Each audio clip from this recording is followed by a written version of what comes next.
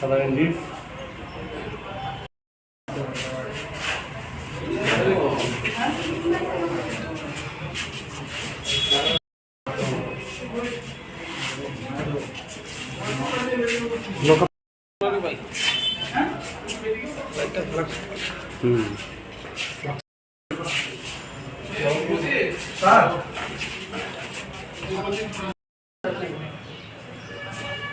মানে main master নাই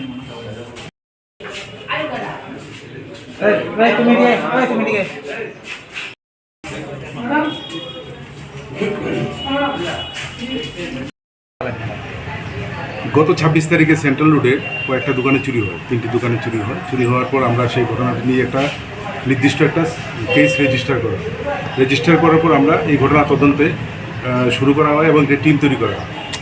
রানা চ্যাটার্জির নেতৃত্বে এই টিমটা যখন কাজ করে তখন আমরা টোটাল 6 জন চোরকে ধরতে পারি যারা এই ঘটনায় জড়িত ছিল।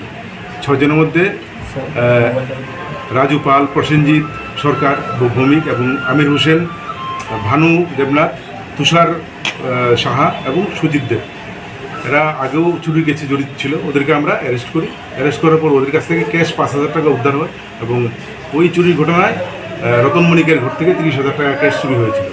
তো আমরা এদেরকে আজকে পুলিশ রিমান্ডের জন্য কোর্টে প্রেরণ করা হবে এবং বাকি মালগুলি আমরা ওদের জিজ্ঞাসাবাদের পর উদ্ধার করতে আশা করি আমরা সক্ষম হব।